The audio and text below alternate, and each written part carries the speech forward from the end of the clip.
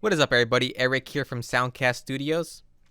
So I've been working with artists for just about 5 years now, and there's one concept I feel like not many artists fully understand, and that is the relationships that sounds have with one another and the limit that there is to such sounds. So here I have a limiter. A limiter is put at the end of a chain, and this is what keeps you from clipping. Anything above 0 decibels will give you the red light, which means you're clipping. We all know the red light is bad. So the limiter is put in place, and anything getting close to that 0 decibel limit will get compressed, and it'll keep you from clipping. That is the ceiling that the sound has. A sound cannot be louder than 0 decibels. The limiter will not allow it. It'll limit it. So here I have a song, just the multi tracks, a bit of leveling, nothing really interesting, no EQ, no compression. And I'm gonna play it as though this were the mix I sent to a client. So first, let's hear that version.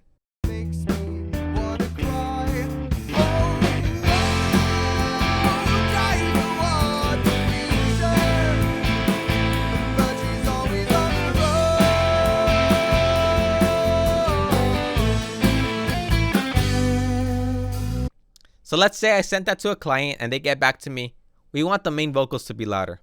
Okay, that's fine. Here I have my mix tool, which is just a gain plugin. I'm adding 6 decibels of gain. We'll hear what that sounds like.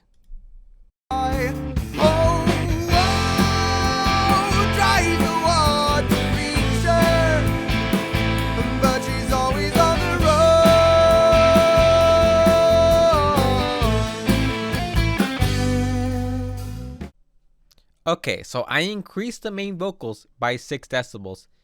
This is the same thing as if I were to have decreased everything else in the mix by 6 decibels.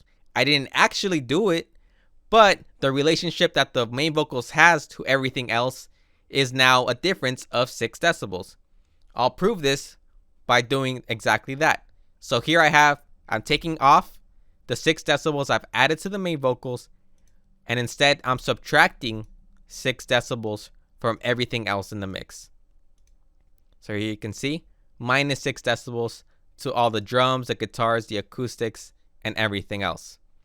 And you'll notice that these two will sound identical. Here, I will play it for you.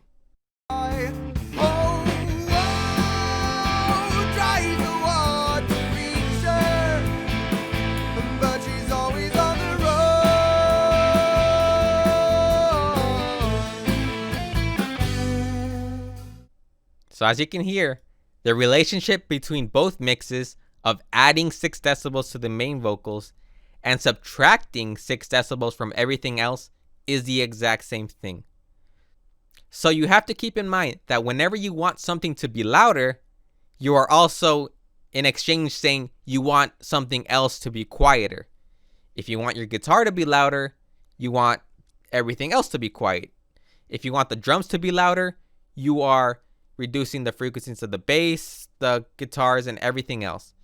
To further prove this, here I have the 2 tracks. This one was rendered with 6 decibels more on the vocals, and this was rendered with 6 decibels less on everything but the vocals. When I flip the polarity, or the phase, however you want to call it, since they are the exact same, they will cancel out. This is called the Null test. So now that I play them, you'll notice that you're not going to hear anything because they are canceling out since they are the exact same thing. So right here you can see it is playing. I have meter coming out of both of them, but you're not hearing anything.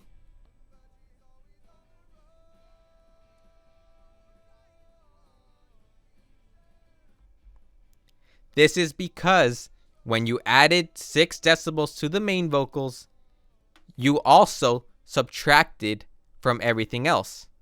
That is just the relationship that sounds have with one another, and it's something to keep track of when you are mixing, when you are reviewing, when you're listening to a song, to any aspect of music making. This is something you should be aware of and should be constantly thinking about. So that is going to be the end of this video. I'm hoping this video could help someone understand a little more how mixing works and how sounds relate to one another. And so if you found this video helpful, let me know in the comments. And if not, let me know how I could do it better. So until the next video, I'll see you guys later.